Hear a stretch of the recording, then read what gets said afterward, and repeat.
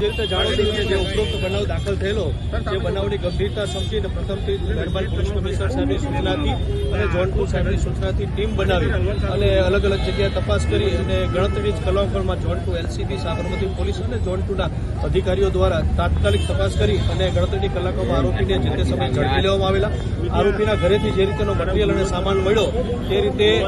ફરિયાદી સાથે વેર વસૂલાત કરવાના ઈરાદે અને એક ગંભીર પ્રકારની માનસિક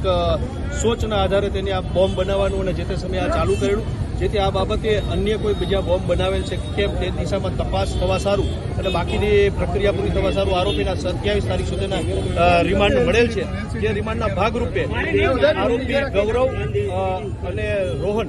જે આરોપી રૂપેનના કહેવાથી આ બનાવવાળી જગ્યાએ ફરિયાદીને બોમ્બ દેવા માટે હાથમાં પકડાવી અને રિમોટથીને ઉડાડી દેવાના ષડયંત્રના ભાગરૂપે આવેલા. તે રીતે જે જગ્યાએ આવી અને જે રીતે તે લોકોએ આખી પ્રક્રિયાને અંજામ આપેલ એ પ્રક્રિયા મુજબનું આજે ત્રણેય આરોપીને સાથે રાખી અને તમામ પોલીસ અને ઝોન 2 એલસીબીને સાથે રાખી અને ગુનાનું રિકન્સ્ટ્રક્શન કરવામાં આવેલ છે.